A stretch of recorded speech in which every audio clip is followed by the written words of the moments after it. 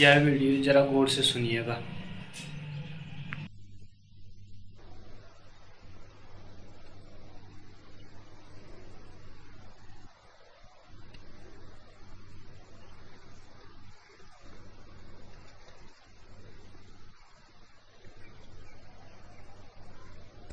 पहला प्रश्न।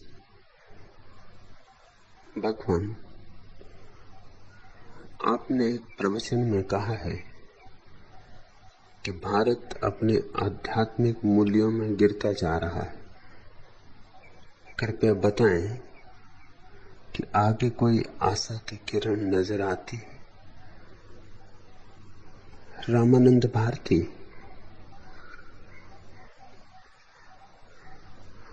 आध्यात्मिक मूल्य सदा ही वैयक्तिक घटना है, सामूहिक नहीं। नैतिकता सामूहिक है, अध्यात्म वैयक्तिक।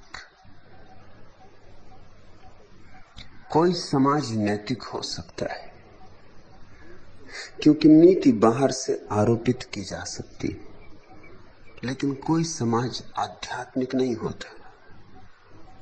व्यक्ति आध्यात्मिक होता है। समाज की तो कोई आत्मा ही नहीं है, तो अध्यात्म कैसे होगा? समाज के पास तो केवल व्यवहार है, अंतर संबंध है। अंतर संबंध नैतिक हो सकते हैं, अनैतिक हो सकते हैं, अच्छे हो सकते, बुरे हो सकते, पाप के हो सकते, पुण्य के हो सकते। अध्यात्म तो अतिक्रमण है। अध्यात्म तो वैसी चैतन्य की दशा है जहां न पाप बचता न पुण्य, न लोहे की जंजीरें न सोने की जंजीरें। जहां चित्त ही नहीं हो वहां द्वंद्व कहां, वहां दुई कहां। और निश्चित ही वैसा अध्यात्म भारत से खोता जा रहा है। बुद्ध, महावीर, कृष्ण, कबीर, दादू, दरिया, वैसे लोग कम होते जा रहे हैं। वैसी ज्योतियां विरल होती जा रही हैं, बहुत बिरली होती जा रही हैं। धर्म के नाम पर पाखंड बहुत है, पांडित्य बहुत है, उसमें कोई कमी नहीं हुई, उसमें बढ़ती हुई है, लेकिन धर्म नहीं है। क्योंकि धर्म के लिए जो मौलिक आधार चाहिए वे खो गए। पहली तो बात, देश बहुत गरीब हो, समाज बहुत गरीब हो, तो सारा जीवन, सारी ऊर्जा रोटी रोजी में ही उलझी समाप्त हो जाती। गरीब आदमी कब वीणा बजाए, कब बांसुरी बजाए, दिनहीन रोटी न जुटा पाए, तो अध्यात्म की उड़ाने कैसे भरे? अध्यात्म तो परम विलास है, वह तो आखिरी भोग है, आत्यंतिक भोग। क्योंकि देश गरीब होता चला गया, उस ऊंचाई पर उड़ने की क्षमता लोगों की कम होती चली गई। मेरे हिसाब में जितनी समृद्धि हो उतने ही बुद्धों की संभावना बढ़ जाएगी। इसलिए मैं समृद्धि के विरोध में नहीं हूं, मैं समृद्धि के पक्ष में हूं। मैं चाहता हूं ये देश समृद्ध हो, ये सोने की चिड़िया फिर सोने की चिड़िया हो। ये दरिद्र नारायण की बकवास बंद होनी चाहिए। लक्ष्मी नारायण ही ठीक है, उनको दरिद्र नारायण से न बदलो।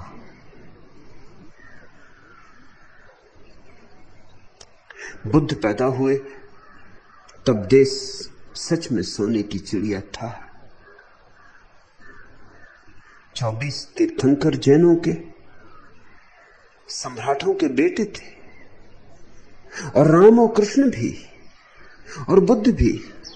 इस देश में जो महाप्रतिभाएं पैदा हुई वे सब राजमहलों से आई थी, अकारण ही नहीं, आकस्मिक ही नहीं।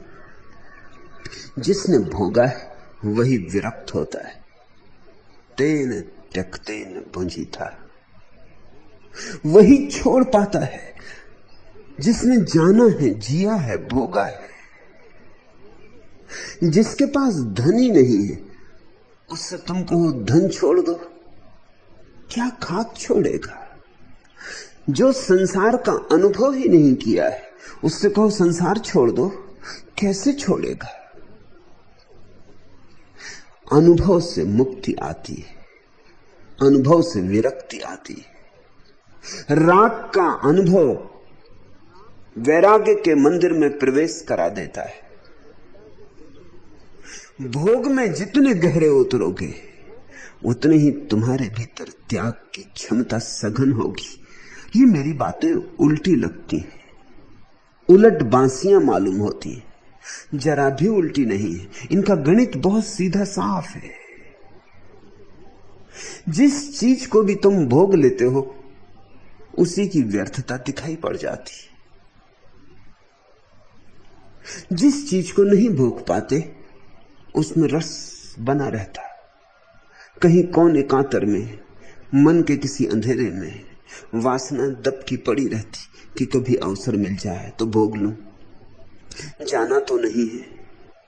हाँ, बुद्ध कहते हैं कि आसार है, मगर तुमने जाना है आसार है। और जब तक तुमने नहीं जाना आसार है तब तक लाख बुद्ध कहते रहे किस काम का है? बुद्ध की आंख तुम्हारी आंख नहीं बन सकती, मेरी आंख तुम्हारी आंख नहीं बन सकती। तुम्हारी आंख ही तुम्हारी आंख है और तुम्हारा अनुभव ही तुम्हारा अनुभव है। परमात्मा की तरफ जाने के लिए संसार सीढ़ी है और भारत में आध्यात्मिकता की संभावना कम होती जाती क्योंकि भारत रोज रोज दीन होता जाता, रोज रोज दरिद्र होता जाता। और कारण हमारी धारणाएं।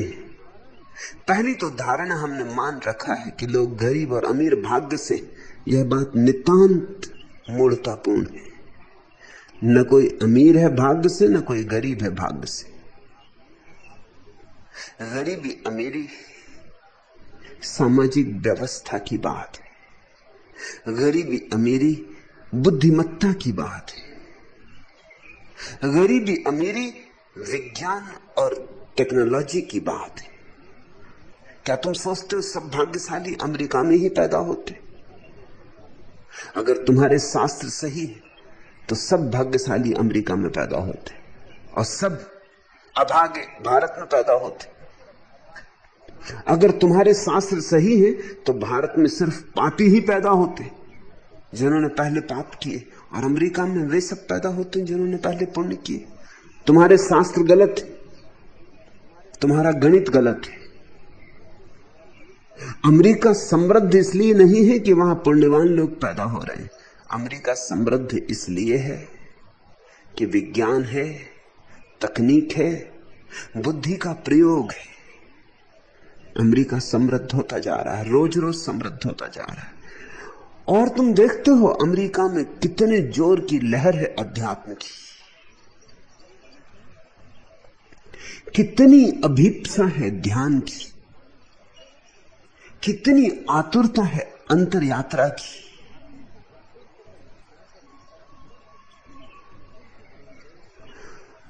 हजारों लोग पश्चिम से पूरब की तरफ यात्रा करते हैं इसी आशा में कि शायद पूरब के पास कुंजियां मिल जाएं। उन्हें पता नहीं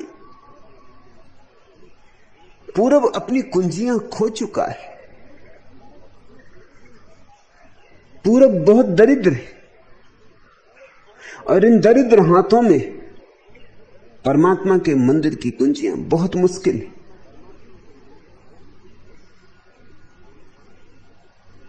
तो पहली तो बात है, भारत पुनः समृद्ध होना चाहिए। और समृद्ध होने के लिए जरूरी है कि गांधीवादी जैसे विचारों से भारत का छुटकारा हो। बिना बड़ी टेक्नोलॉजी के अब ये देश समृद्ध नहीं हो सकता। अब इसकी संख्या बहुत है। बुद्ध के समय में पूरे देश की संख्या 2 करोड़ थी। निश्चित देश समृद्ध रहा होगा, इतनी भूमि और 2 करोड़ लोग। भूमि अब भी उतनी और 60 करोड़ लोग। और ये सिर्फ अब भारत की बात कर रहा हूं, पाकिस्तान को भी जोड़ना चाहिए, बांग्लादेश को भी जोड़ना चाहिए, क्योंकि बुद्ध के समय में 2 करोड़ में वे लोग भी जुड़े थे। अगर उन दोनों को भी जोड़ लो तो 80 करोड़। कहां 2 करोड़ लोग और कहां 80 करोड़ लोग, और इंच भर जमीन बढ़ी नहीं। हां, जमीन घटी, बहुत घटी इस अर्थों में कि इन 2500 सालों में हमने जमीन का इतना शोषण किया, इतनी फसलें काटी कि जमीन रोज रोज रूखी होती चली गई। हमने जमीन का सब कुछ छीन लिया, वापस कुछ भी नहीं दिया। वापस देने की हमें सूझ ही नहीं है, लेते ही चले गए, लेते ही चले गए। जमीन दीनहीन होती चलेगी, उसके साथ हम दीनहीन होते चले गए। और जितना ही समाज दीनहीन होता है उतने ज्यादा बच्चे पैदा करता है। इस जगत में बड़े अनूठे हिसाब। अमीर घर में बच्चे कम पैदा होते, गरीब घर में बच्चे ज्यादा पैदा होते। क्यों? अमीरों को अक्सर बच्चे गोद लेना पड़ते।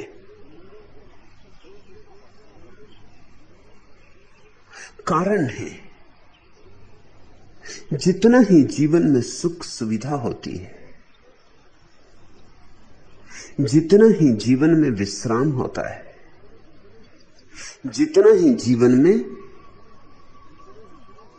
भोग के और अन्य अन्य साधन होते हैं, उतनी ही काम वासना की पकड़ कम हो जाती। जिनके पास और भोग के कोई भी साधन नहीं है, उनके पास बस एक ही मनोरंजन है, काम वासना, और कोई मनोरंजन नहीं है। फिल्म जाओ तो पैसे लगते, रेडियो, टेलीविजन, नृत्य, संगीत, सब में खर्चा है। काम वासना बेखर्च मालूम होती। तो गरीब आदमी का एक ही मनोरंजन है, काम वासना। तो गरीब आदमी बच्चे पैदा किए चला जाता है। जितने गरीब देश हैं उतने और गरीब होते चले जाते हैं। जितने अमीर देश हैं उतने और अमीर होते चले जाते हैं, क्योंकि अमीर देशों में बच्चे पैदा करना बहुत सोच विचार के होता है।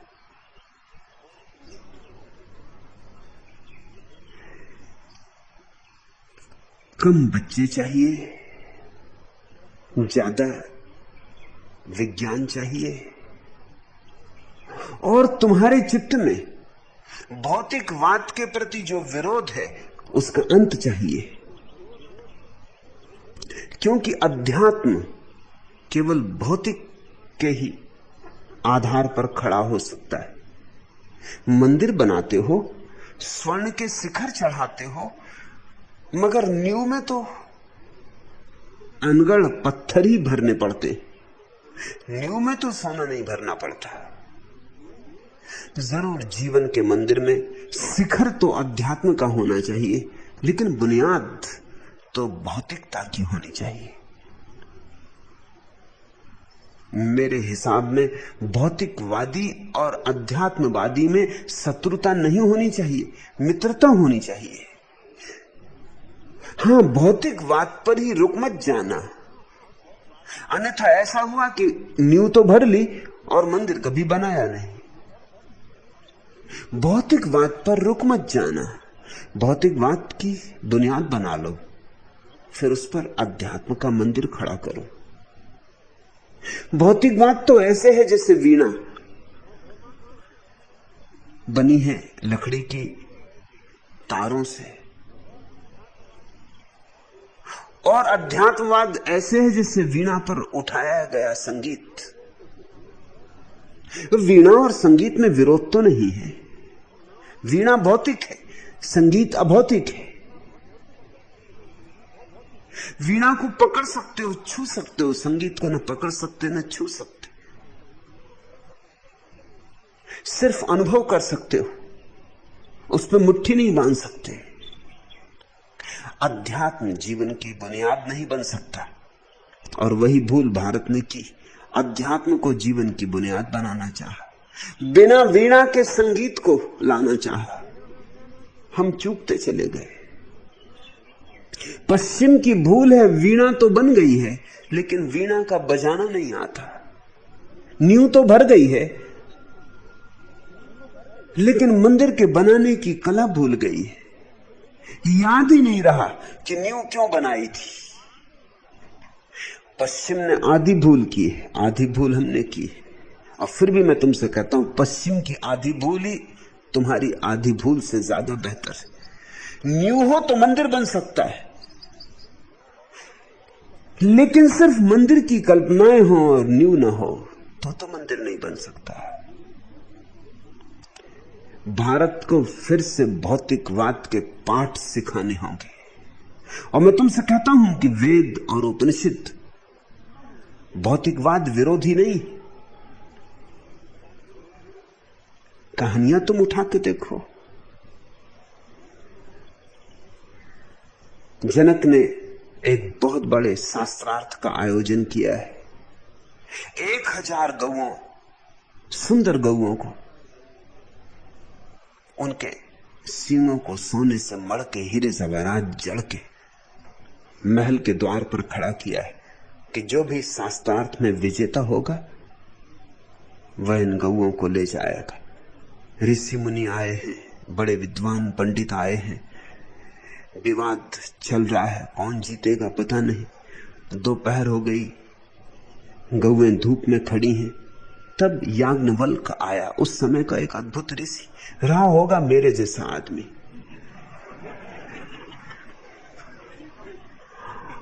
आया अपने शिष्यों के साथ, रहे होंगे तुम जैसे सन्यासी। महल में प्रवेश करने के पहले अपने शिष्यों से कहा कि सुनो, गौओं को घेर के आश्रम ले जाओ। गौएं थक गई, पसीने पसीने हुई जा रही हैं। रहा विवाद सो मैं जीत लूंगा।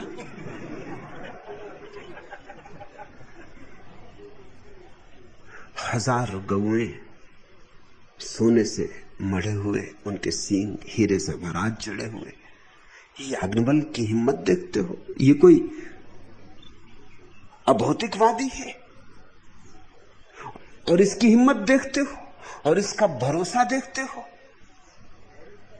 यह भरोसा केवल उन्हीं को हो सकता है जिन्होंने जाना है। पंडित विवाद कर रहे थे, वो तो आंखें फाड़े मुंह फाड़े रह गए जब उन्होंने देखा कि गौएं तो याज्ञवल्क्य के शिष्य घेर के ले ही गए। उनकी तो बोलती बंद हो गई। किसी ने खुशफुसाया जनक को कि ये क्या बात है, अभी जीत तो हुई नहीं। लेकिन याज्ञवल्क्य ने कहा कि जीत होके रहेगी, मैं आ गया हूं, जीत होती रहेगी, लेकिन गौएं क्यों तड़फे। और याज्ञवल्क्य जीता। उसकी मौजूदगी जीत थी, उसके वक्तव्य में बल था क्योंकि अनुभव था। अब जिसके आश्रम में 1000 गौएं हो, सोने के मड़े हुए सींग हो, उसका आश्रम कोई दीनहीन आश्रम नहीं हो सकता। उसका आश्रम सुंदर रहा होगा, सुरम्य रहा होगा, सुविधापूर्ण रहा होगा। आश्रम समृद्ध थे। उपनिषद और वेदों में दरिद्रता की कोई प्रशंसा नहीं, कहीं की कोई प्रशंसा नहीं। दरिद्रता पाप है, क्योंकि और सब पाप दरिद्रता से पैदा होते। दरिद्र बेईमान हो जाएगा, दरिद्र चोर हो जाएगा, दरिद्र धोखेबाज हो जाएगा। स्वाभाविक है, होना ही पड़ेगा।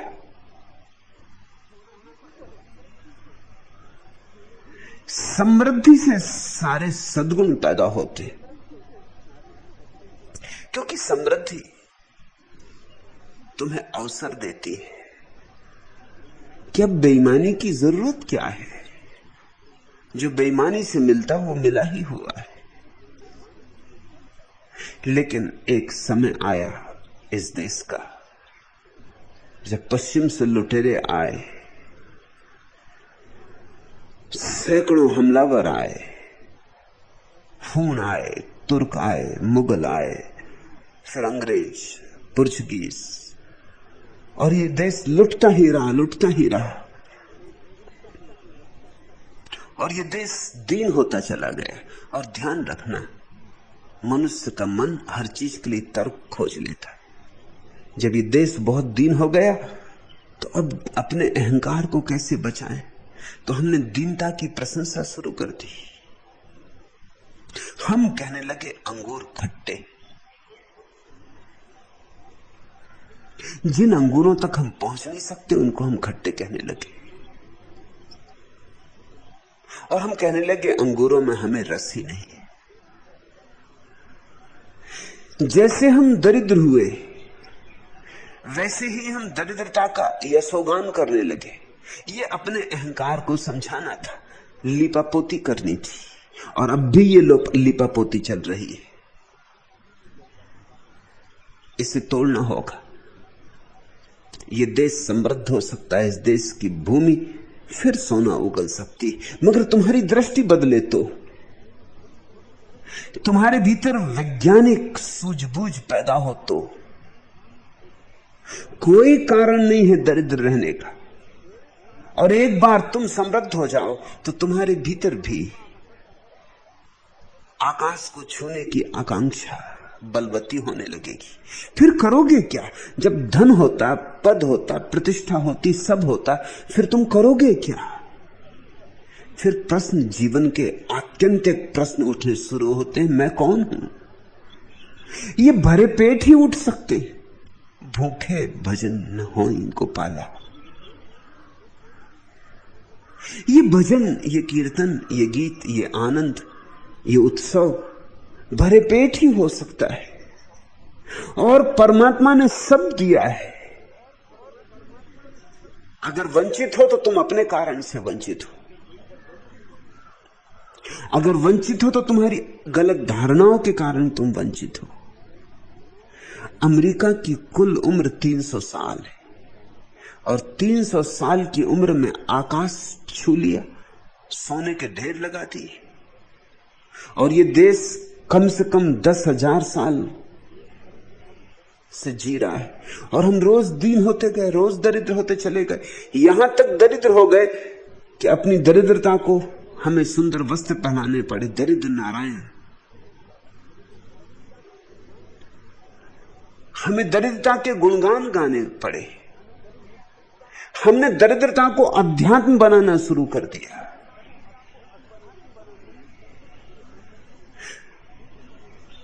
जर्मनी का एक विचारक काउंट कैसरलिंग जब भारत से वापस लौटा तो उसने भारत की यात्रा अपनी डायरी लिखी। उस डायरी में उसने जगह जगह एक बात लिखी जो बड़ी हैरानी की। उसने लिखा, भारत जाके मुझे पता चला कि दरिद्र होने में अध्यात्म है। भारत जाके मुझे पता चला कि बीमार, रुग्ण, दीनहीन होने में अध्यात्म है। भारत जाके मुझे पता चला कि उदास, मुर्दा होने में अध्यात्म। तुमसे मैं कहना चाहता हूं, ऐसा चलता रहा तो कोई आशा की किरण नहीं।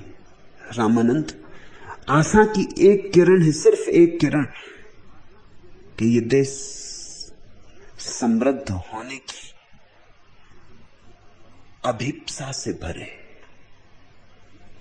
फिर उस अभिप्सा से अपने आप अध्यात्म का जन्म होगा।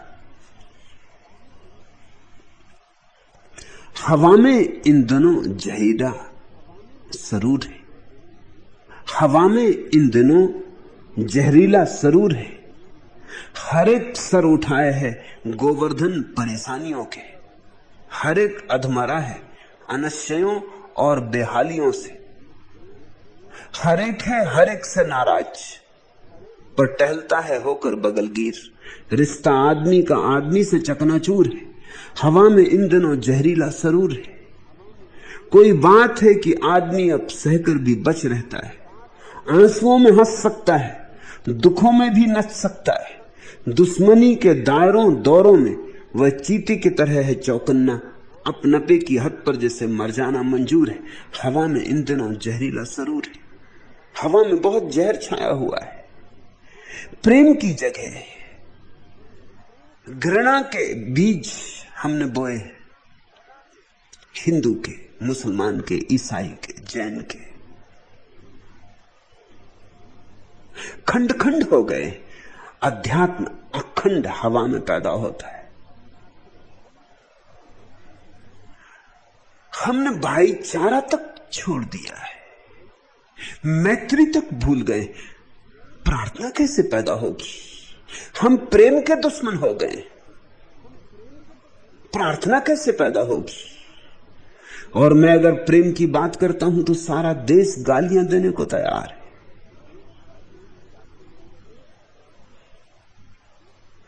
प्रेम न करोगे तो तुम कभी प्रार्थना भी न कर सकोगे, क्योंकि यह प्रेम का ही इत्र है प्रार्थना।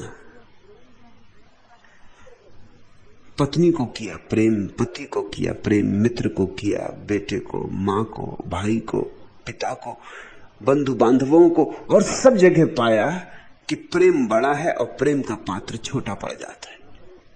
तुम उंडेलते हो, पात्र छोटा पड़ जाता है, पूरा तुम्हें झेल नहीं पाता। ऐसे अनेक अनेक अनुभव होंगे, तब एक दिन तुम उस परम पात्र को खोजोगे, परमात्मा को, जिसमें तुम अपने को उंडेल दो। तुम छोटे पड़ जाओ, पात्र छोटा ना पड़े, कि तुम पूरे के पूरे चुक जाओ। तुम सागर हो और छोटी छोटी गागरों में अपने को उंडेल रहे हो, तृप्ति नहीं मिलती। कैसे मिलेगी? सागर को उंडेलना हो तो आकाश चाहिए, मगर सागर आकाश तक आए इसके पहले बहुत गागरों का अनुभव अनिवार्य है। प्रेम करो, जीवन की निसर्गता से विरोध ना करो, जीवन का निषेध ना करो, जीवन का अंगीकार करो, अहोभाव से अंगीकार करो, क्योंकि उसी अंगीकार से फिर एक दिन तुम परमात्मा को भी अंगीकार कर सकोगे। परमात्मा यहीं छिपा है, इन्हीं वृक्षों में, इन्हीं लोगों में, इन्हीं पहाड़ों, इन्हीं पर्वतों में। तुम इस अस्तित्व को प्रेम करना सीखो। तुम्हारा तथाकथित धर्म तुम्हें अस्तित्व को घृणा करना सिखाता है। बाहर जो है निसर्ग, उसको भी घृणा करना सिखाता है, और तुम्हारे भीतर जो है निसर्ग, उसे भी घृणा करना सिखाता है। निसर्ग को प्रेम करो, क्योंकि निसर्ग परमात्मा का घूंघट। निसर्ग को प्रेम करो तो घूंघट उठा सकोगे। आशा की किरण तो निश्चित है, आशा की किरण तो कभी नष्ट नहीं होती।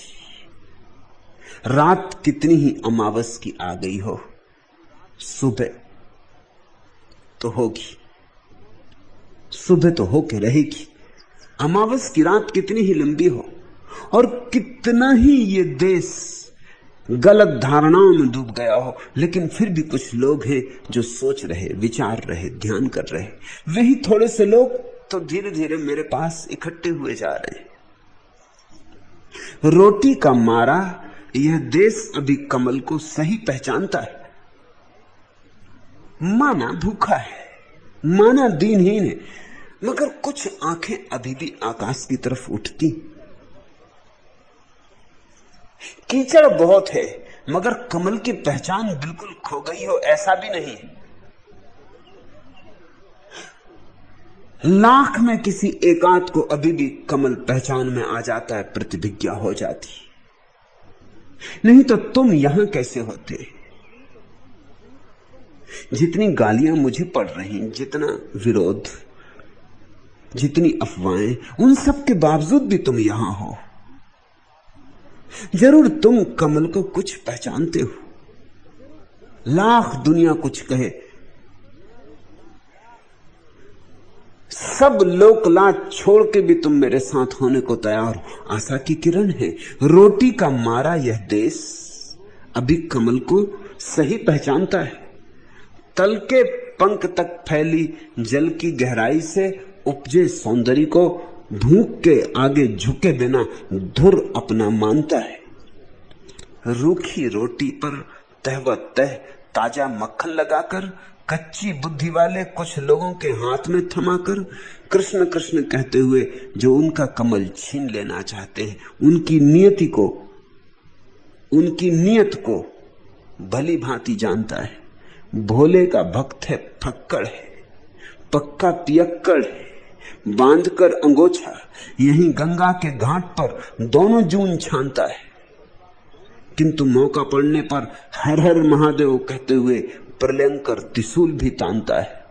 रोटी का मारा यह देश अभी कमल को ठीक ठीक पहचानता है। पहचान बिल्कुल मर नहीं गई है, खो गई है, बहुत खो गई।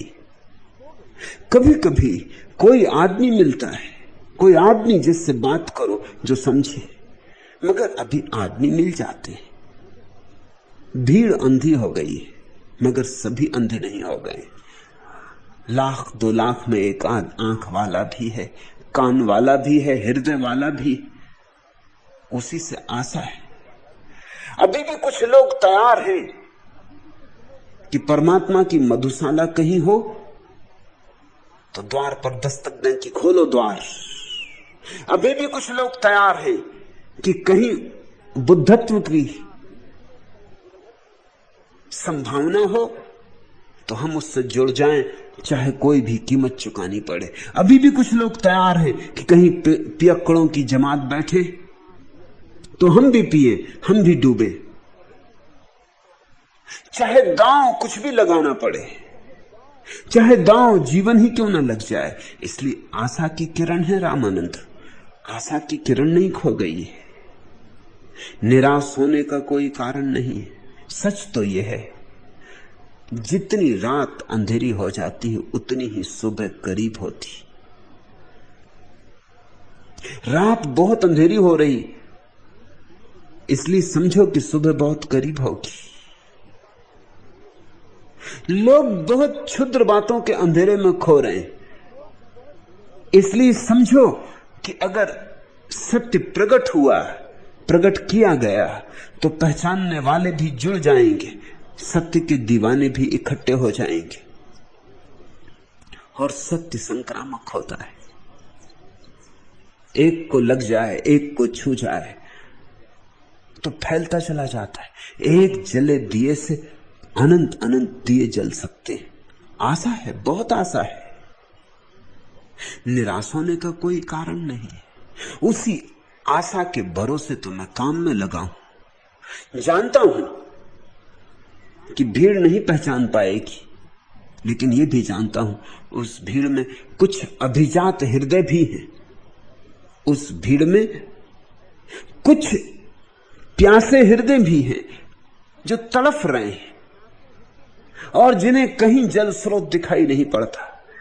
जहां जाते हैं पाखंडे, जहां जाते हैं व्यर्थ की बकवास है, जहां जाते हैं शास्त्रों का तोता रटंत व्यवहार है, पुनरुक्ति है, वैसे कुछ लोग हैं। थोड़े से वैसे ही लोग इकट्ठे होने लगे कि संघ निर्मित हो जाए। संघ निर्मित होना शुरू हो गया है। ये मसाल जलेगी, ये मसाल इस अंधेरे को तोड़ सकती। सब तुम पर निर्भर है।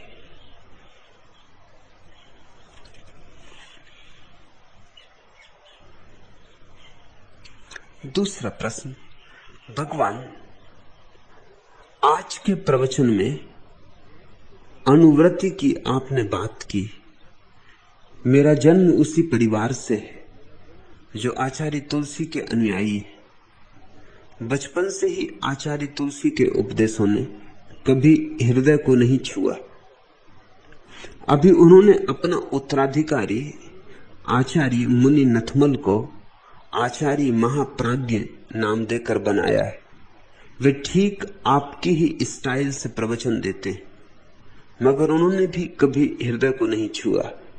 और आपके प्रथम प्रवचन को सुनते ही आपके चरणों में समर्पित होने का भाव पूरा हो गया और समर्पण कर दिया। भगवान, यह किस जन्म की प्यास थी जो आपका इंतजार कर रही थी, बताने की कृपा करें।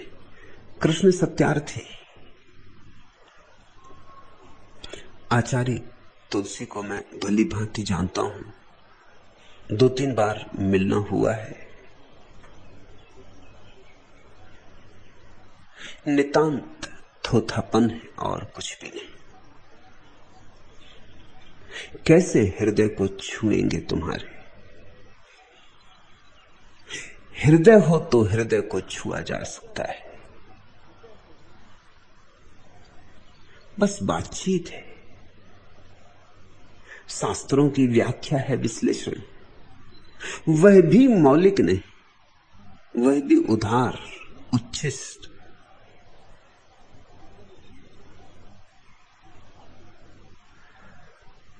आचार्य तुलसी का निमंत्रण था मुझे, तो गया मिलने। कहा एकांत में मिलेंगे। बहुत लोग उत्सुक थे कि दोनों की बात सुने, मगर उन्होंने कहा कि नहीं, बस सिर्फ एक मेरे शिष्य मुनि नथमल रहेंगे और कोई नहीं रहेगा। सब लोगों को विदा कर दिया गया।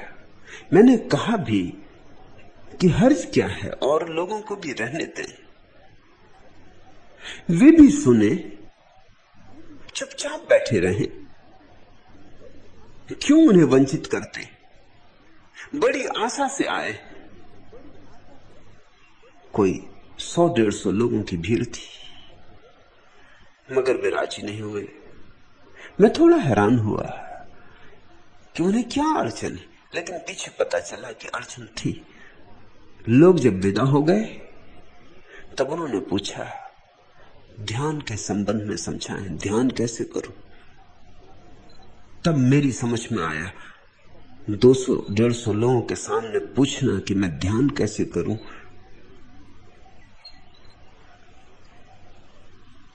मुश्किल बात होती। उसका तो अर्थ होता कि अभी ध्यान हुआ ही नहीं। 700 जैन साधुओं के आचार्य हैं वे, और हजारों तेरापंथियों के गुरु। अभी गुरु को, आचार्य को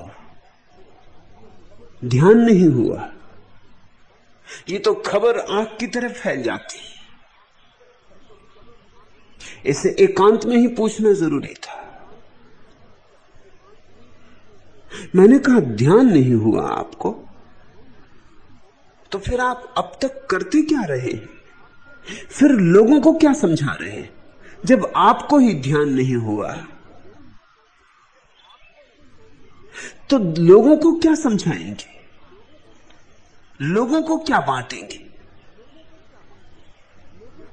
उन्होंने कहा, इसलिए तो आपको निमंत्रित किया कि समझ लो कि ध्यान कैसे करना है। लेकिन वह बात भी झूठ थी, वह बात भी राजनीतिज्ञ की बात थी।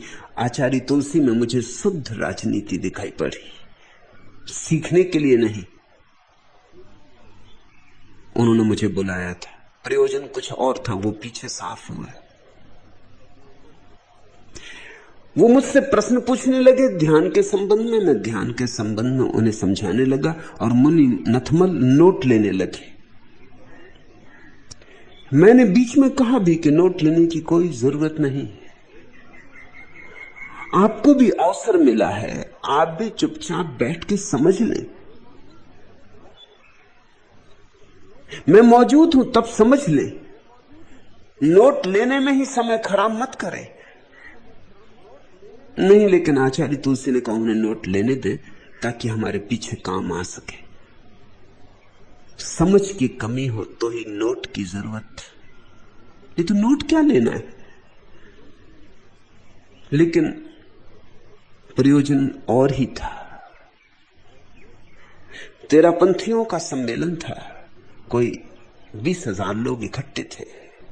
दोपहर मुझे तेरापंथियों के सम्मेलन में बोलना था। मुनि नथमल ने सारे नोट ले लिए जो घंटे 1.5 घंटे मेरी बात आचार्य तुलसी से हुई।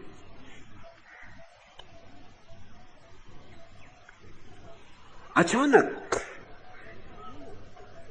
कार्यक्रम का यह हिस्सा नहीं था, मुझे बोलना था। मेरी बोलने की घोषणा करने के पहले आचार्य तुलसी ने कहा कि मुझसे बोलने के पहले मुनि नथमल बोलेंगे।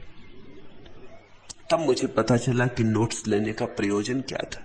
मुनि नथमल ने शब्द सा जो मेरी 1.5 घंटे बात हुई थी वो दोहराई, शब्द सा।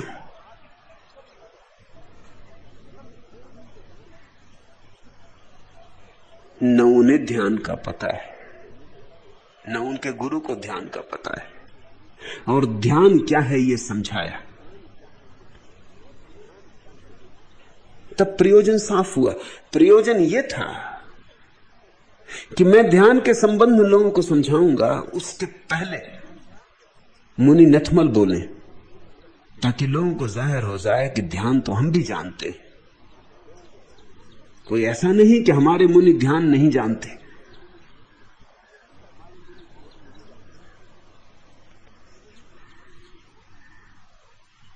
लेकिन मुझे तो आप जानते हैं।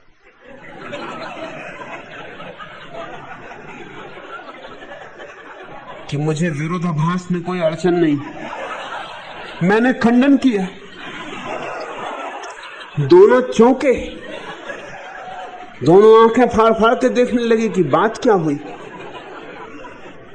जो मैं बोला था 1.5 घंटे और जिसको मुनि नथमल ने दोहराया था तोते की तरह, उसका मैंने शब्दशः खंडन किया, 1-1 इंच खंडन किया।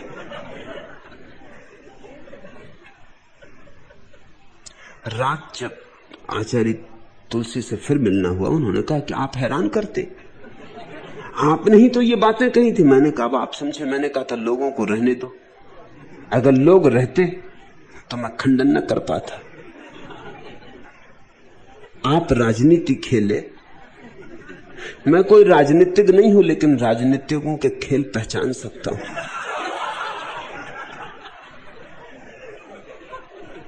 वे नोट्स किस लिए लिए गए थे ये भी जाहिर हो गया। अचानक बिना पूर्व कार्यक्रम के मुनि नथमल को क्यों मुझसे पहले बुलवाया गया वो भी जाहिर हो गया। लेकिन एक अड़चन हुई। आखिर जब तुम किसी और की बात दोहराओ तो उसमें प्राण नहीं होते, उसमें बल नहीं होता, ओंठों पर ही होती। उसमें तुम्हारे हृदय की धड़कन नहीं होती, उसमें तुम्हारे खून का प्रवाह नहीं होता, उसमें तुम्हारे रक्त की गर्मी नहीं होती। तो मुनि नथमल ने दोहरा दिया जैसे तोते दोहराते, राम राम, तोता राम, सीता राम। तोते को क्या लेना सीता से, क्या लेना राम से। उसे पता भी नहीं कौन सीता कौन राम, मगर तोते को सिखा दिया तो तोता दोहराता है। अब तोते को तुम दोहराते सुन के राम राम सोचते हो, तुम्हें एकदम से राम की याद आ जाएगी कि तुम झुक के तोते को प्रणाम करोगे।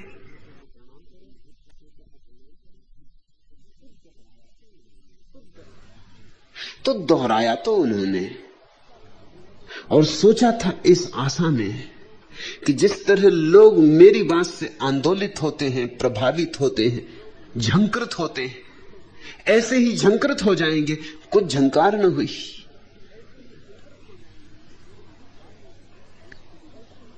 तो उसके लिए भी बहाना खोजा कि झंकार न होने का कारण यह है कि इतने लोग और मुनि नथमल बिना माइक के बोले। तब तक आचार्य तुलसी और उनके मुनि माइक से नहीं बोलते थे। क्योंकि जैन शास्त्रों में माइक से बोलना चाहिए इसका कोई उल्लेख नहीं है।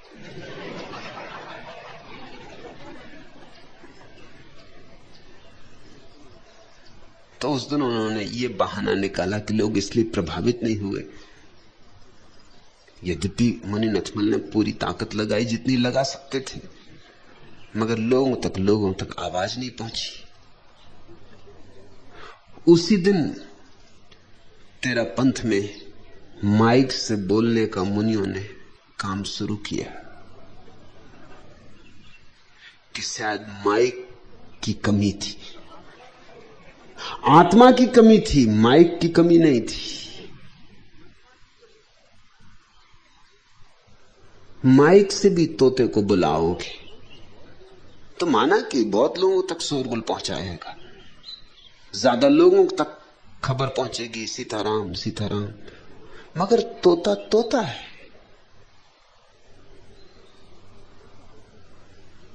तोते पे भरोसा नहीं किया जा सकता, और तोते की आंखों में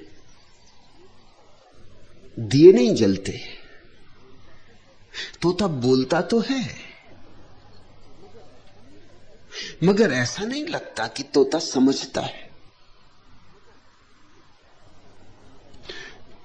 आचार्य तुलसी ने, तुम कह रहे हो कि अब उन्हीं मुनि नथमल को अपना उत्तराधिकारी बना लिया है। तोतों को खोज लेते, ये बिल्कुल स्वाभाविक है।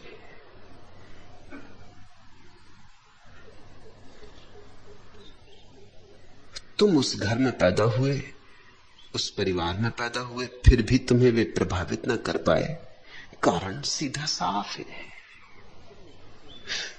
तुम में थोड़ी सी बुद्धि है, इसलिए तुम में थोड़ी सी चमक है, तुम में थोड़ा विचार है, तुम में थोड़ी धार है। इसलिए तुम अगर बिल्कुल बोथले होते तो तुम्हें प्रभावित करते, लेकिन तुम्हारे पास आंखें हैं देखने वाली, और इसलिए प्रभावित नहीं कर पाए। तुम समझ सकते हो इतनी बात कि हृदय से आती है या सिर्फ ओंठों से। तुम इतनी बात पहचान सकते हो कि यह गीत अपना है या पराया या बासा। तुम कहते हो कि वे आपकी ही स्टाइल में प्रवचन देते हैं, वह भी सीखा हुआ है। यह जान के तुम हैरान होगे कि जो सर्वाधिक मेरे विरोध में है, वे सर्वाधिक मेरी किताबें पढ़ते। जैन मुनियों के जितने आर्डर आश्रम को उपलब्ध होते हैं किताबों के लिए, उतने किसी और के नहीं। ऐसा कोई जैन मुनि कि जैन साध्वी नहीं जो मेरी किताबें ना पढ़ती हो। लेकिन उन किताबों को पढ़ के तुम ये मत सोचना है कि वो कुछ समझते, या उनके जीवन में कोई रूपांतरित होना है, या उनके जीवन में कोई क्रांति की अभीप्सा है। नहीं, उन किताबों को पढ़ते हैं ताकि प्रवचन दे सके, ताकि शैली पकड़ में आ जाए, क्योंकि उन सबको ख्याल है कि मेरी शैली में कुछ बात होगी, इससे लोग प्रभावित हैं। शैली में कुछ भी नहीं, मेरे पास कोई शैली, मेरे बोलने में कोई ढंग है। मेरा जैसा बेढंगा बोलने वाला देखा।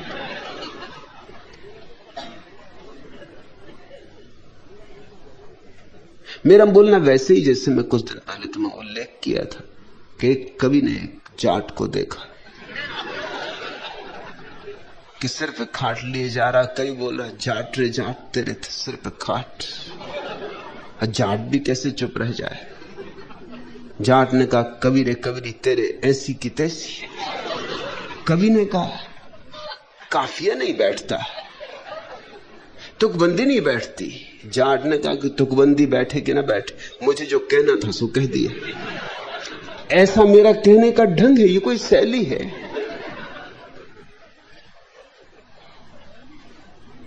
शैली के कारण नहीं तुम मुझसे जुड़ गए हो,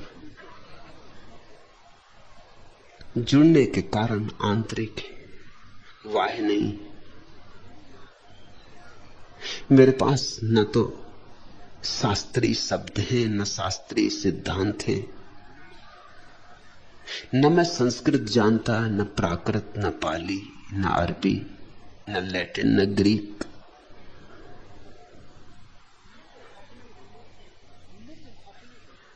लेकिन अपने को जानता हूं,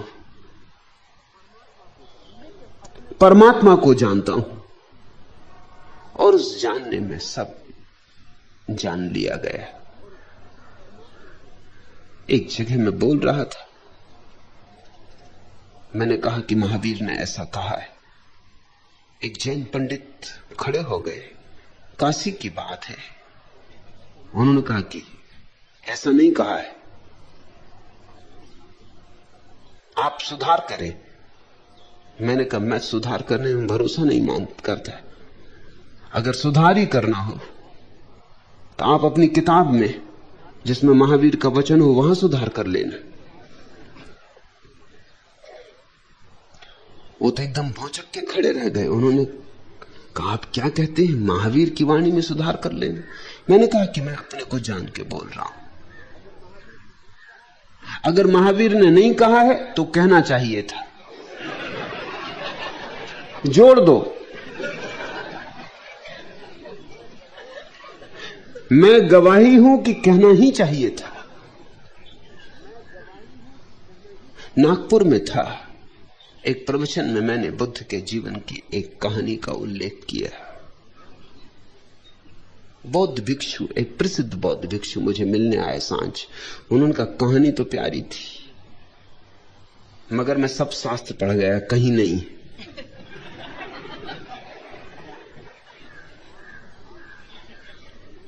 आप किस प्रमाण पर, किस आधार पर यह कहानी कहे? मैंने कहा कहानी खुद अपने में प्रमाण लिए, स्वतः प्रमाण ने। उनका स्वतः प्रमाण। मैंने कहा नहीं घटी तो घटनी चाहिए थी। कहानी छोटी सी थी।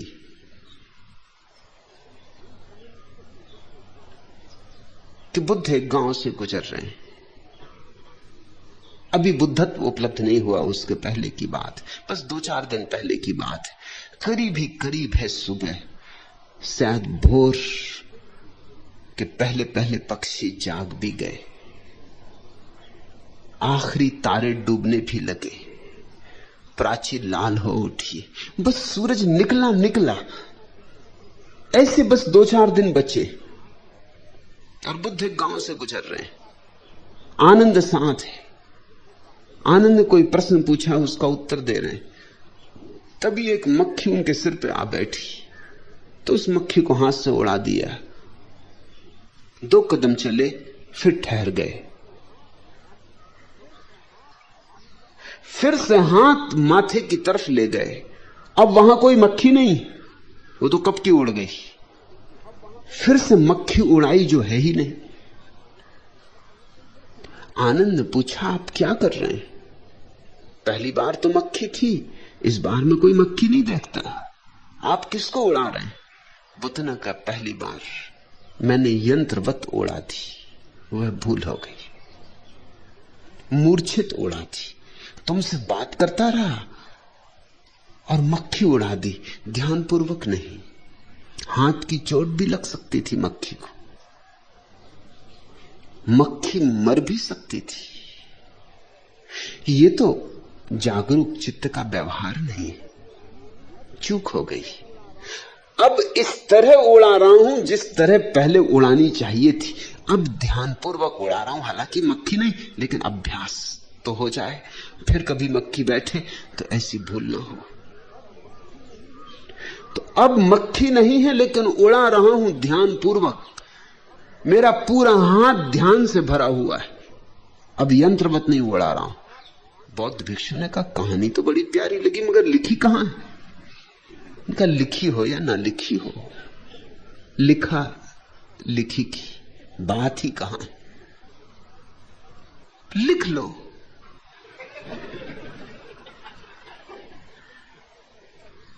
और जल्दी ही मेरी किसी किताब में लिख जाएगी, फिर पढ़ लेना, अगर लिखे का ही भरोसा है। नहीं, उन्होंने कहा मेरा मतलब ये नहीं, मेरा मतलब ये कि ऐतिहासिक है या नहीं। मैंने कहा इतिहास की अगर चिंता करने चलो तब तो बुद्ध भी ऐतिहासिक है या नहीं तय करना मुश्किल हो जाए, कृष्ण ऐतिहासिक है या नहीं तय करना मुश्किल हो जाएगा। हुए भी इस तरह के लोग कभी या नहीं हुए, ये तय करना मुश्किल हो जाएगा। अगर इतिहास की ही चिंता करते हो तो बुद्ध भी सिद्ध नहीं होंगे। और फिर ये अंतर की घटनाएं इतिहास की रेत पर चरण चिन्ह नहीं छोड़ती। ये अंतर की घटनाएं तो जैसा दरिया कहते हैं, आकाश में जैसे पक्षी उड़े और पैरों के चिन्ह न छूटे, कि पानी में मीन चले और पीछे कोई निशान न छूटे। इतिहास तो क्षुद्र की गणना करता है। इतिहास का कोई बड़ा मूल्य नहीं है। इतिहास तो व्यर्थ का हिसाब किताब रखता है। मैं तो जो कह रहा हूं वह इतिहास नहीं है, पुराण है। और पुराण समाप्त नहीं होता, पुराण एक प्रक्रिया है। बुद्ध आते रहेंगे और बुद्धों के जीवन में जोड़ते रहेंगे नई कथाएं, नए बोध, नए प्रसंग, नए आयाम। हर बुद्ध अपने अतीत बुद्धों के जीवन में नए रंग डाल जाता है, नए जीवन डाल जाता है, फिर पुनः पुनः पुनरुज्जीवित कर जाता है। तुम्हारे पास अगर हृदय है तो कोई उपाय ही नहीं है, तुम मेरे हृदय के साथ धड़कोगे। और वही हुआ कृष्ण सत्यार्थी। धर्म का कोई संबंध जन्म से नहीं। काश धर्म इतना आसान होता कि जन्म से ही धर्म मिल जाता, तो सभी दुनिया में लोग धार्मिक होते, कोई ईसाई, कोई हिंदू, कोई मुसलमान। लेकिन जन्म से धर्म का कोई संबंध नहीं। जन्म से धर्म का संबंध जोड़ना वैसा ही मूर्खतापूर्ण है जैसे कोई किसी कांग्रेसी के घर में पैदा हो और कहे कि मैं कांग्रेसी हूं क्योंकि मैं कांग्रेसी घर में पैदा हूं, तो तुम भी हंसोगे कि पागल हो गए हो। कम्युनिस्ट के घर में पैदा हुए तो कम्युनिस्ट हो गए। पैदा होने से विचार का कोई संबंध नहीं, धर्म का भी कोई संबंध नहीं। धर्म तो और गहरी बात है, निर्विचार की बात है। विचार तक का संबंध नहीं जुड़ता जन्म से, तो निर्विचार का तो कैसे जुड़ेगा। लेकिन तुम सौभाग्यशाली हो कि तुम लीक पर न चले, अन्यथा लोग लीक पर चलते हैं। लीक में सुविधा है। जहां सभी भीड़ चल रही, जिस भीड़ में तुम पैदा हुए हो, अगर तेरा पंथियों की भीड़ है तो चले तुम भी तेरा पंथियों की भीड़ में, मुसलमानों की तो मुसलमानों की, हिंदुओं की तो हिंदुओं की, चले भीड़ में। भीड़ में सुविधा है, पिता भी जा रहे, मां भी जा रही, भाई भी जा रहे, मित्र भी जा रहे, परिवार पड़ोस सब जा रहा। अकेले तुम अलग अलग चलो तो चिंता पैदा होती, संशय जगते, दुविधाएं उठती कि पता नहीं मैं ठीक कर रहा हूं कि गलत। भीड़ में ये रहता है जब इतने लोग कर रहे हैं तो ठीक ही कर रहे होंगे। और मजा ये कि उनमें से हर एक यही सोच रहा है कि जब इतने लोग कर रहे हैं तो ठीक ही कर रहे होंगे।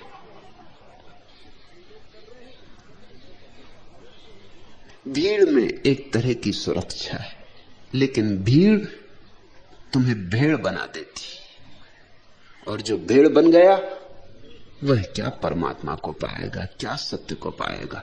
उसे पाने के लिए तो सिंह होना पड़ता है, सिंह नाद करना होता है। उसके लिए तो चलना पड़ता है अपना ही रास्ता बनाकर। हां, कभी कभी जब तुम्हें किसी सिंह की दहाड़ सुनाई पड़ जाएगी तो तुम्हारे भीतर सोया हुआ सिंह जग जाएगा। तोतों की बातें सुन के ज्यादा से ज्यादा तुम तोते हो सकते हो, बस और कुछ नहीं हो सकता। सिंह की दहाड़ सुन के शायद तुम्हारी छाती में सोई जन्मों जन्मों से जो प्रतिभा है, अंकुरित हो उठे। तुमने उस बूढ़े सिंह की कहानी तो सुनी ना, जिसने एक दिन देखा कि एक जवान सिंह भेड़ों के बीच घसर पसर भागा जा रहा है। वो बड़ा हैरान हुआ, ऐसा चमत्कार कभी देखा ना था। और भेड़ें उससे परेशान भी नहीं है, उसी के साथ भाग रही। इस बूढ़े सिंह को देख के भाग रही हैं और जवान सिंह उन्हीं के बीच में भागा जा रहा। बूढ़े से रहा न गया, दौड़ा, बामुश्किल पकड़ पाया, पकड़ा सिंह को। जवान सिंह रियाए, मिमियाए, क्योंकि संयोग से वो भेड़ों के बीच ही बड़ा हुआ था। उसकी मां एक छलांग लगा रही थी एक टीले से दूसरे टीले पर, और बीच में ही बच्चे का जन्म हो गया। मां तो छलांग लगा के चली गई, बच्चा गिर पड़ा नीचे भेड़ों के एक झुंड में, उसी में बड़ा हुआ, घास पात चरा, उन्हीं की भाषा सीखी, रिरियाना मिमियाना सीखा, डरना घबराना सीखा। उसे याद भी आए तो कैसे आए कि मैं सिंह हूं, चेता है तो कौन चेता है। सारी भेड़ें भागती थी सिंह को देख के, तो वो भी भागता था अपने वालों के साथ। लेकिन इस बूढ़े सिंह ने उसे पकड़ा, वो गिड़गिड़ाए, पसीना पसीना, जवान सिंह पसीना पसीना। बूढ़ा क्या कि तू शांत तो हो, मगर वो क्या मुझे छोड़ो, मुझे जाने तो, मेरे लोग जा रहे हैं, वो सब तेरा पंथी चले।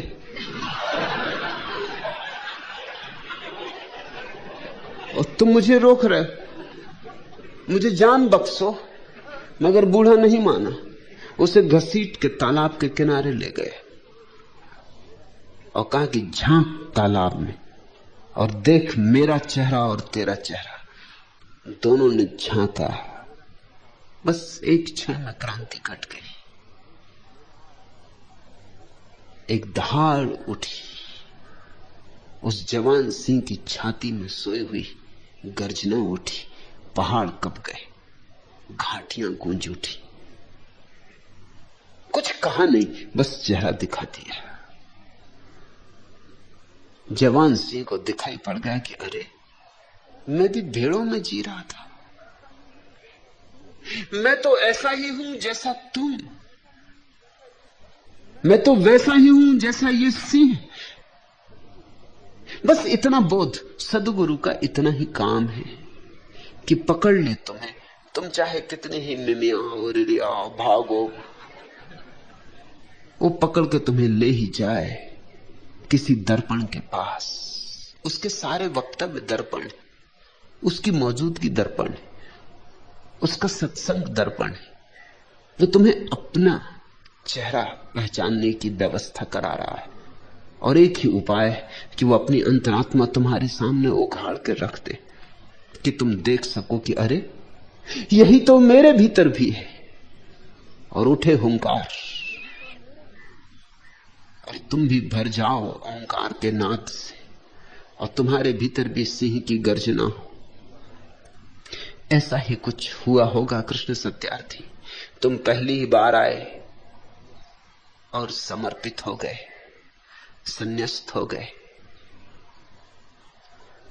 अब लौट के जाओ तो भेड़ें तुम्हें बहुत दिक्कत देंगी।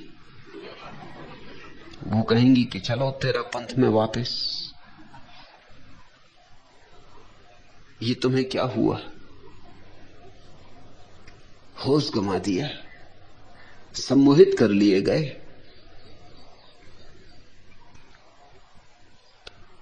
अपने परिवार का धर्म, अपना धर्म गंवाया। कुछ तो लोकलाज का सोचा होता, कुछ तो परिवार की प्रतिष्ठा की चिंता की होती। अगर संन्यास्त ही होना था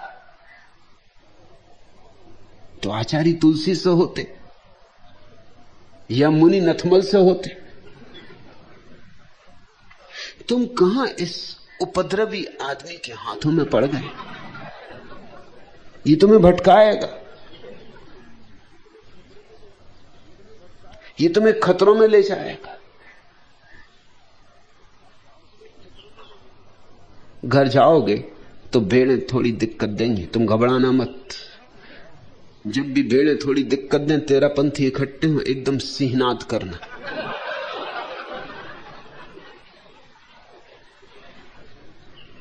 आचार्य तुलसी भी कपेंगे और मुनि नथमल भी कपेंगे।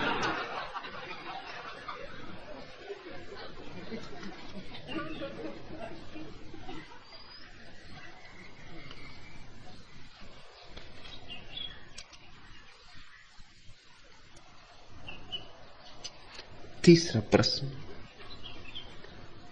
मैं दुख से इतना परिचित हूं कि सुख का मुझे भरोसा ही नहीं आता है। एक दुख गया कि दूसरा आया, बस ऐसा ही सिलसिला चलता रहता है। क्या कभी मैं सुख के दर्शन पा सकूंगा? मार्ग दिखावे कि सुख पाने के लिए क्या करूं। मैं सब कुछ करने को तैयार हूं। रामविलास, दुख अकेला नहीं आता, कोई दुख अकेला नहीं आता, क्योंकि कोई दुख अकेला नहीं जी सकता। दुख की श्रृंखला होती, जैसे जंजीरों की श्रृंखला होती, कड़ियों में कड़ियां पोई होती, ऐसे दुख के पीछे दुख आते हैं। एक दुख दूसरे दुख को लाता है, और ऐसे ही सुख की भी श्रृंखला होती है। एक सुख दूसरे सुख को लाता है। तुम्हारे हाथ में है कि तुम कौन सी श्रृंखला को शुरू करो। अगर तुम अपने भीतर सुख जन्माओ तो बाहर भी तुम्हारे जीवन में सुख ही सुख फैल जाएगा। जीसस का बड़ा प्रसिद्ध वचन और बड़ा अनूठा, जिनके पास है उन्हें और दिया जाएगा, और जिनके पास नहीं है उनसे वह भी छीन लिया जाएगा जो उनके पास है। तर्कयुक्त नहीं मालूम होता, न्याययुक्त नहीं मालूम होता। होना तो दूसरी बात चाहिए। कहना था जीसस तो जिनके पास नहीं है उन्हें दिया जाएगा, और जिनके पास है उनसे छीन लिया जाएगा। ये कहते तो बात न्याययुक्त मालूम होती, मगर ये क्या बात कही कि जिनके पास है उन्हें और दिया जाएगा। ठीक कहा, लेकिन जीवन का वही परम नियम है। तुम्हारे पास जो हो वही तुम्हारे प्रति आकर्षित होने लगता है। अगर सुख है तो चारों तरफ से सुख की धाराएं तुम्हारे तरफ बहने लगेंगी। अगर दुख है तो दुख की धाराएं बहने लगेंगी। और अगर तुम बाहर के दुखों को काटने में लग गए और ये याद ही ना किया कि भीतर दुख का चुंबक तुमने बना रखा है, तो तुम काटते रहो बाहर दुख, इससे कुछ अंतर ना पड़ेगा। दुख आते रहेंगे और तुम्हें और सताते रहेंगे। तुम्हारे चारों तरफ नर्क निर्मित हो जाएगा।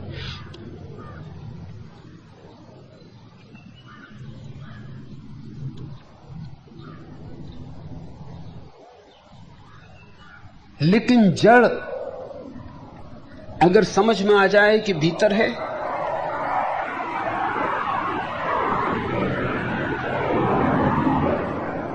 तो दुख को काट देना कठिन नहीं। एक तलवार की चोट में दुख काटा जा सकता है। और मजे की बात कि दुख के जाते ही जो शेष रह जाता है वही सुख है। सुख दुख के विपरीत नहीं है, सुख दुख का अभाव है। जहां दुख नहीं वहां जो रह गया शेष वह सुख है।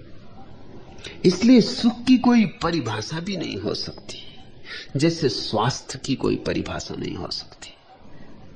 पूछो चिकित्सकों से स्वास्थ्य की परिभाषा है, वो कहेंगे जो बीमार नहीं वह स्वस्थ। अगर तुम जाओ अपने स्वास्थ्य का परीक्षण करवाने, तो क्या तुम सोचते हो तुम्हारे स्वास्थ्य का कोई परीक्षण कर सकता है? परीक्षण तो तुम्हारी बीमारियों का किया जाता, स्वास्थ्य का कोई परीक्षण हो ही नहीं सकता। अब तक कोई यंत्र नहीं है जो खबर दे सके कि यह आदमी स्वस्थ है।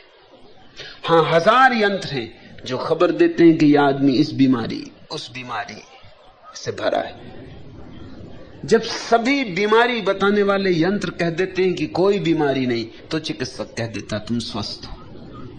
तो स्वास्थ्य का अर्थ हुआ बीमारी का अभाव। ऐसे ही सुख का अर्थ होता है दुख का अभाव। सबसे बड़ा दुख क्या है? सबसे बड़ा दुख यह है कि तुम सदा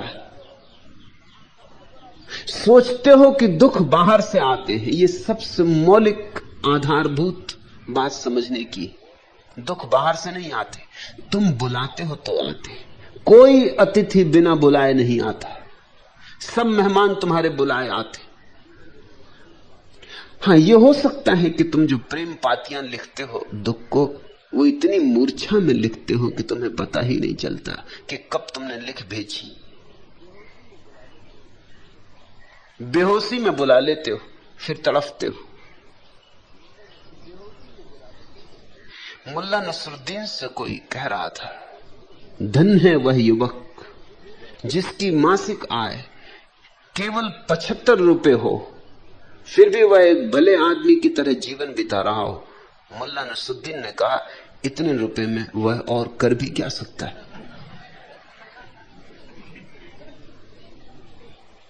दुख के खरीदने के लिए भी सुविधा चाहिए, दुख के खरीदने के लिए भी अवसर चाहिए, समय चाहिए, अनुकूलता चाहिए। दुख भी मुफ्त नहीं मिलता, बड़ा श्रम करना पड़ता।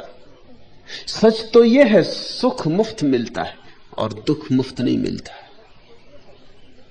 क्योंकि सुख तुम्हारा स्वभाव है, मिला ही हुआ है। सिर्फ दुख से आच्छादित न होने दो। और दुख प्रभाव है, मिला हुआ नहीं, बाहर से पकड़ना पड़ता है। तुम भी पकड़ने को सुख हो दुख, क्योंकि दुख में बड़े न्यस्त स्वार्थ हैं। कई खूबी की बातें हैं दुख में, नहीं तो हर कोई पकड़े क्यों? बड़ी खूबी तो यह है कि दुखी आदमी पे सब दया करते, सब सहानुभूति करते, दुखी आदमी की सब सेवा करते, दुखी आदमी की कोई निंदा नहीं करता, कोई ईर्ष्या नहीं करता दुखी आदमी से। जिससे जितना बने दुखी की सेवा ही करते हैं सब। ये दुख की खूबियां हैं। तुम अगर रो तो लोग तुम्हारे आंसू पहुंचते, तुम अगर हंसो तो लोग एकदम ईर्ष्या से भर जाते। तुम्हारे मकान में आग लग जाए तो सारा मोहल्ला संवेदना प्रकट करने आता है। जरा गौर से देखना, उनके संवेदना के भीतर बड़ा रस है। भीतर भीतर वो कह रहे हैं कि धन्यवाद भगवान का कि इसी का जला, अपना न जला। और जल नहीं था, पाप का भंडाफोड़ होता ही है। भीतर वो ये कह रहे हैं, ऊपर ये कह रहे हैं बड़ा बुरा हुआ, बड़ा बुरा हुआ। बड़ी सहानुभूति दिखा रहे हैं कि फिर बन जाएगा। अरे मकान ही है, हाथ का मैल है पैसा, तो फिर कमा लोगे। अब दुखी ना हो, जो हुआ सो ठीक हुआ।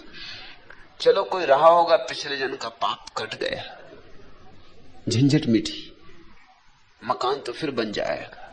बड़ी ऊंची ज्ञान की बातें करेंगे, वो सहानुभूति दिखाएंगे। लेकिन तुम अगर एक बड़ा मकान बना लो तो पड़ोस में से कोई नहीं आएगा तुम्हें धन्यवाद देने कि हम खुश हैं, हम प्रसन्न हैं कि तुमने बड़ा मकान बना लिया। लोग रास्ते पे मिल जाओगे तो कन्नी काट जाएंगे, बच के निकल जाएंगे। मैं कलकत्ते में एक घर में मेहमान होता था। कलकत्ते का सबसे सुंदर मकान है वह।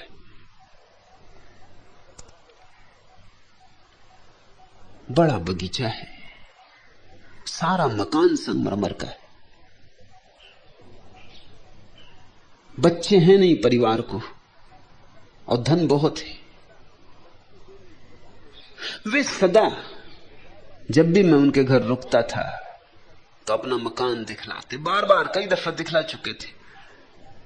बगीचे में ले जाते, ये दिखलाते, वो दिखलाते। एक बार मैं गया, उन्होंने मकान की बात ही ना उठाई, तो मैं थोड़ा चिंतित हुआ।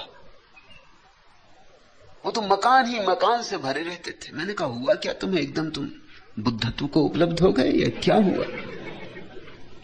मकान का क्या हुआ? कुछ बात ही नहीं करते इस बार मकान की।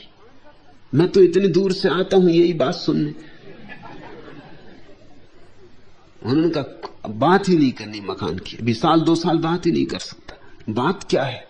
आखिर बात के पीछे कुछ बात होगी। उन्होंने कहा बात यह है, देखते नहीं पड़ोस में उनसे बड़ा मकान उठ के खड़ा हो गया है और उनका दिल बैठ गया, उनकी छाती टूट गई। मैंने उनसे कहा तुम्हारा मकान तो जैसा है वैसा ही है, तुम क्यों परेशान हो रहे हो? उन्होंने कहा वैसे ही नहीं है, ये बड़ा मकान देखते हो। तब मुझे याद आई अकबर की कहानी। उसने एक दिन अपने दरबार में एक लकीर खींची थी और कहा था दरबारियों को इसे बिना छुए छोटा कर दो।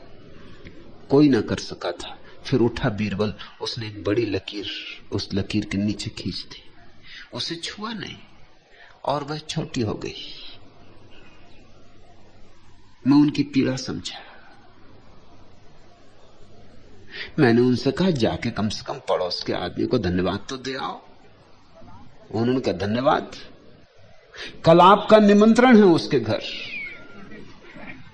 मुझे भी निमंत्रण दिया है, मैं भी जानता हूं क्यों दिया, दिखलाने के लिए। मैं आने वाला नहीं, आपको अकेले जाना पड़ेगा। वो नहीं गए। इस संसार में दुखी आदमी के लिए सहानुभूति करने वाले लोग मिल जाते, सुखी आदमी से सिर्फ ईर्ष्या करने वाले लोग मिलते। तो दुख में एक न्यस्त स्वार्थ हो जाता है। तुम सहानुभूति में रस लेते हो, इसलिए तो लोग अपने दुख की गाथाएं कहते हैं, एक दूसरे से दुख की कहानियां सुनाते, न सुनना चाहें उनको भी सुनाते।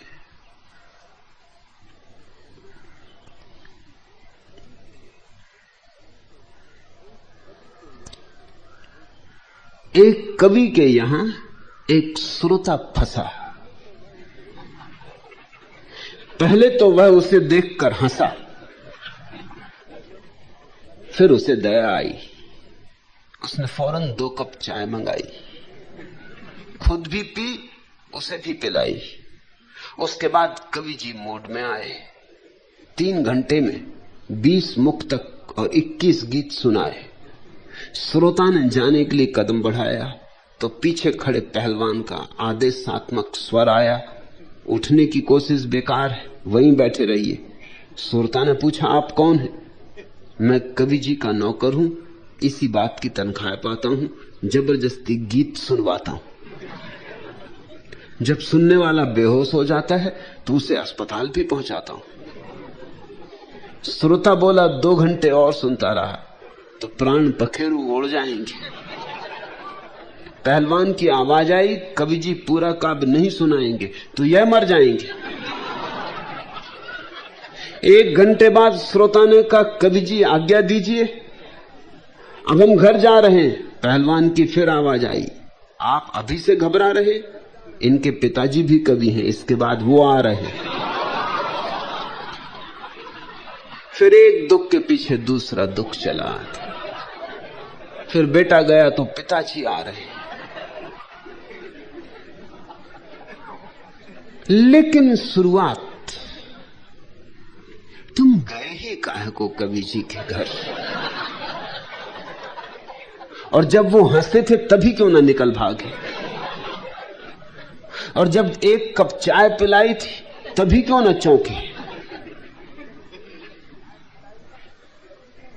जब चाय पी ली तो फिर निकलना मुश्किल हो जाता है। फिर नमक खाओ तो बजाना भी पड़ता है, नहीं तो लोग कहते नमक हराम। सावधानी पहले से बरतो। दुख का मूल कहां है? दुख का मूल है अहंकार में। मैं हूं, इस भाव में दुख का मूल है। ये सारी बीमारियों की जड़ है। सारी बीमारियां इसी के पत्ते हैं और इसे तुम छोड़ते नहीं। इसे तुम पकड़ के बैठे हो और ये बिल्कुल सरासर झूठ है। तुम नहीं हो, परमात्मा है। मैं नहीं हूं, परमात्मा है। लहर समझ रही है अपने को कि मैं हूं, जबकि सागर है, लहर कहां। और फिर जब तुम झूठ को जीने लगते हो तो फिर उस झूठ को संभालने के लिए और न मालूम क्या क्या झूठ इकट्ठे करने पड़ते। एक झूठ को संभालने के लिए फिर हजार झूठों की टेके लगाने पड़ते। मुल्ला नसरुद्दीन एक दिन मुझसे कह रहा था, भगवान आज मैंने अपनी बीबी को घुटनों के बल चलवा दिया। अच्छा, मैंने पूछा हुआ क्या, कैसे ये हुआ है? ये घटना तो बड़ी अनहोनी।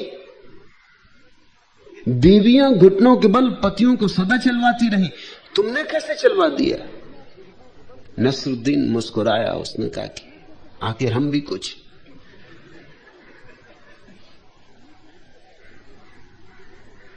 मैंने पूछा कि जब घुटनों के बल बीबी चली तो बोली क्या? तो कहा बोली खाट के नीचे से निकलो तो देखती हूं तुम्हें।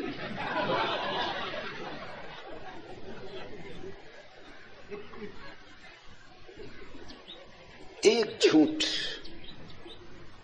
कि मैं कुछ हूं तो फिर 25 झूठ इकट्ठे करने पड़ते। झूठ झूठ के ही भोजन पर जीता है। तुम मौलिक झूठ को पहचान लो, तुम नहीं हो, तुम इस विराट अस्तित्व के एक अंग हो,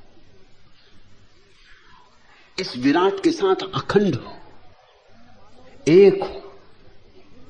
भिन्न मानोगे बस पीड़ा उठेगी, अभिन्न जानोगे सुखी सुख बरस जाएगा। अमी झरत विकसत कमल। मगर नहीं, लाख दिक्कतें आए तुम इस मैं को नहीं छोड़ते। मुल्ला नसरुद्दीन का सुपुत्र काफी देर से मैदान में पत्थर बीन रहा था। मैं बहुत देर तक तो चुपचाप देखता रहा, फिर मैंने उससे पूछा, बेटे यह क्या कर रहे हो? कुछ नहीं, पत्थर बीन रहा हूं। पिताजी का कहना है मैदान के जितने पत्थर आज बीनोगे उतनी ही टाफियां तुम्हें दूंगा। आपको मालूम नहीं, आज उन्हें इसी मैदान में कविता पढ़नी है। आज्ञाकारी पुत्र ने उत्तर दिया। पत्थर बिनवाए जा रहे हैं क्योंकि पता है कविता का। किधर तुमने कविता पढ़ी कि श्रोताओं ने पत्थर फेंके। मुल्ला नसरुद्दीन जब भी कविता पढ़ने जाता है तो पहले जाता है सब्जी बाजार में, जितने सड़े केले इत्यादि टमाटर सब खरीद लेता है, क्योंकि नहीं तो वो ही फेंकेंगे कवि सम्मेलन में। लेकिन कविता पढ़ना नहीं छोड़ता। वही दशा है तुम्हारी। अहंकार इतने दुख लाता है, इतने सड़े टमाटर तुम पे बरसते, कहां अमी झरत, कहां विकसत कमल। सड़े टमाटर, केलों के छिलके, कंकड़ पत्थर, मगर अपनी सुरक्षा किए। जितने ही कंकड़ पत्थर बरसते उतने ही अपने अहंकार को बचाए कि कहीं चोट ना खा जाए, संभाले। जी रहे हो सो दुख पा रहे हो। तुम कहते हो मैं दुख से इतना परिचित हूं कि सुख का मुझे भरोसा ही नहीं आता। मैं समझ सकता हूं कैसे सुख का भरोसा है। दुख ही दुख जाना है। एक दुख गया कि दूसरा आया, बस ऐसा ही सिलसिला चलता रहा है, चलता रहेगा जब तक तुम जागोगे नहीं। क्या कभी मैं सुख के दर्शन पा सकूंगा? निश्चित पा सकते हो। कभी क्यों, अभी। लेकिन मूल जड़ काट दो। मार्ग दिखावे कि सुख पाने के लिए मैं क्या करूं? मैं सब कुछ करने को तैयार हूं।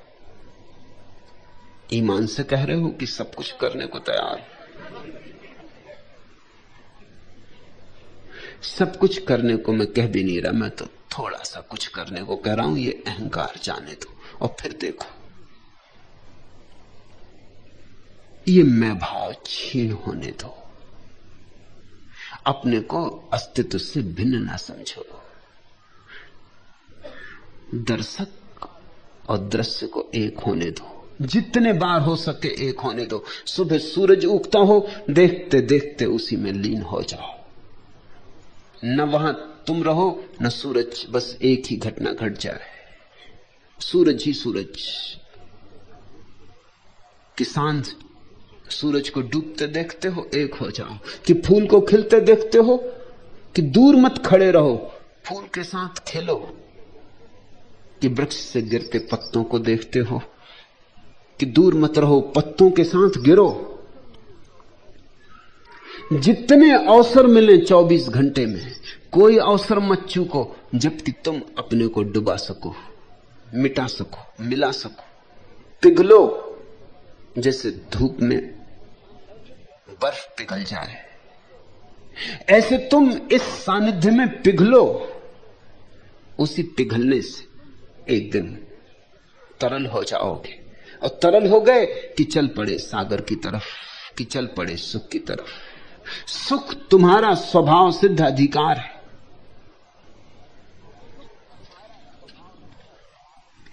आखिरी प्रश्न, भगवान मुझे वो एक नजर, एक जावदानी सी नजर दे दे, बस एक नजर जो अमृत को पहचान ले प्रभु। सत्संग, वह नजर रोज रोज तुम्हें दे रहा हूं, और वह नजर थोड़ी थोड़ी तुम्हें मिलनी शुरू भी हो गई है। इसीलिए प्रश्न उठा है। स्वाद लगता है तो और पाने की अभीप्सा जगती है। पूछता ही वही है ऐसे प्रश्न जिसके जीभ पर एकाध बूंद अमृत की पड़ी। वह पढ़ना शुरू हो गई है, बूंदाबांदी होनी शुरू हो गई है। अब अपने को बचाना मत, छिपाना मत। ये जो अपूर्व अनुभव उतरने शुरू हो रहे हैं, इनको किसी तरह झुटलाना मत, कल्पना कह के, स्वप्न कह के द्वार दरवाजे बंद मत कर लेना। लोग आनंद पर भरोसा नहीं करते। जब आता है आनंद तो भी उनको संदेह होता है कि पता नहीं क्या हो रहा है, आनंद और मुझे हो ही नहीं सकता, जरूर मैं किसी भ्रम में पड़ रहा हूं। इसलिए तो यहां आए लोग जैसे जैसे आनंद में डूबते हैं, बाहर के लोग समझते हैं सम्मोहित हो गए। जब बाहर के दर्शक यहां आते हैं, पत्रकार यहां आते हैं, तो वो यही समझते हैं ये सारे लोग सम्मोहित हो गए। इतनी मस्ती आदमी में होती ही कहां है। जरूर ये होश में नहीं है, ये किसी नशे में है। इनको कोई नशा करवा दिया गया है, स्थूल की सूक्ष्म कोई नशे में डुबा दिया गया है।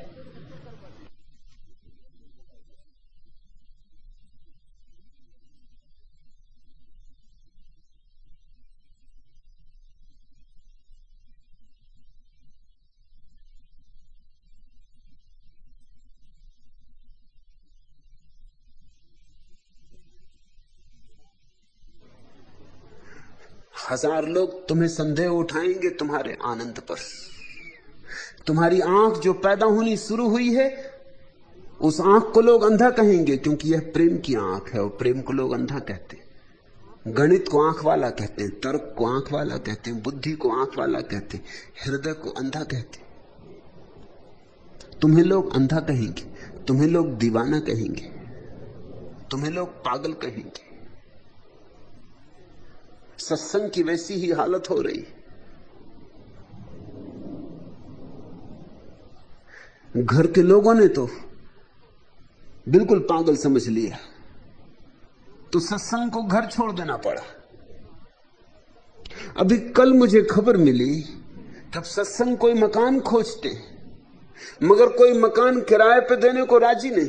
पागलों को कोई मकान किराए पे देता, क्या भरोसा, क्या करो, नाचो गाओ कि कूदो। तो लोग पूछते होंगे कुंडली ध्यान तो नहीं करोगे, सक्रिय ध्यान तो नहीं करने लगोगे।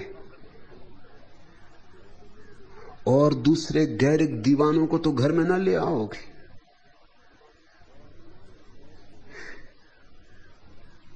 बाहर लोग इतने दुख में जी रहे हैं कि तुम्हारे जीवन में जब सुख की झलक आएगी, पहली बार फागुन आएगा, पहली बार फाग जन्मेगी, गुलाल उड़ेगी, तो लोग भरोसा नहीं करेंगे। और चूंकि तुम भी सदा लोगों पर भरोसा करते रहो, तुम्हें भी बड़ी चिंता पैदा होगी, इतने लोग गलत तो नहीं हो सकते, कहीं मैं ही तो गलत नहीं हूं। अनेक अनेक बार ये मन में शंका उठेगी। सत्संग आंख तो पैदा होनी शुरू हो गई, मुझे तो दिखाई पड़ रही कि आंख थोड़ी थोड़ी खुलने लगी। हाँ, थोड़ा रंध्र ही अभी खुला है, मगर उतना ही क्या कम है। उतना खुला है तो और खुलेगा, जिनके पास है उन्हें और दिया जाएगा। आया फागुन अकुलाया मन, हवा करे अब वंशी वादन।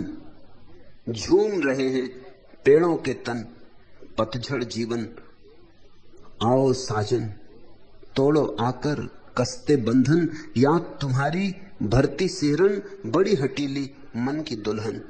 युग से तड़पे बनकर विरहन, मिलो झूमकर कहता फागुन। आओ आओ आया फागुन, फागुन आ गया, नाचो, पद घुंघरू बांध नाचो। मौसम ने लगाकर मस्ती का दांव, जगा दिया नैनों में सुधियों का गांव। छम छम पैजनियां हैं पग पग बहार की, द्वारे दस्तक हुई फागुनी बयार की। पत्ते भी झूम झूम दे रहे ताल, सजाया फूलों ने महकता गुलाल। मन में घुमड़ रही बातें सौ सौ प्यार की, द्वारे दस्तक हुई फागुनी बयार की। बंसी पर थिरक उठे फिर बिखरे बोल, जल में पंछियों से कर रहे किलोल। चंचल अधरों पर बातें आर पार की, द्वारे दस्तक हुई फागुनी बयार की। द्वार पर दस्तक दी है फागुन ने, खोलो द्वार। थोड़ा तुमने खोला है, जरा सा तुमने खोला है, उतने से रोशनी आनी शुरू हुई है। पूरे द्वार खोल दो, सब द्वार खोल दो, सब खिड़कियां खोल दो। ये 4 दिन का जीवन है, इसे उत्सव से जीना है, इसे महोत्सव बनाना है। दुनिया पागल कहे तो कहने दो, क्योंकि ये परमात्मा के रास्ते पर पागल हो जाने से बड़ी और कोई बुद्धिमानी नहीं है और कोई बड़ी प्रज्ञा नहीं है। साथ हुए तो लगे क्षण बहके बहके, पोर पोर चंदन से महके। तन को सहराए है धूप की कनी, मांग का सिंदूर जब हर छुअन बनी। पारस स्पर्श देह कंचन बन दहके, बार बार पर तौले तितली सा मन। दहरी में उगाए केसर के वन, मन का हर फूल हंसा जाने क्या कह के। घट रही है अनघट घटना, छिटक मत जाना, भटक मत जाना। दिशा मिल गई, अब नाक की सीध चले चलो। आंख मिल रही है, मिलती रहेगी, और ये आंख ऐसी है कि खुलती है, खुलती जाती है, इसका कोई अंत नहीं है। एक दिन ये सारा आकाश तुम्हारी आंख बन जाता है। एक दिन परमात्मा की आंखें तुम्हारी आंखें होती। ये बड़ी लंबी यात्रा है, मगर पहला कदम उठ गया है। तुम धन्यभागी हो, और बहुतों का भी उठ गया है, वे सब धन्यभागी। मेरे पास बड़ भागियों का मेला जुट रहा है। आज इतना है।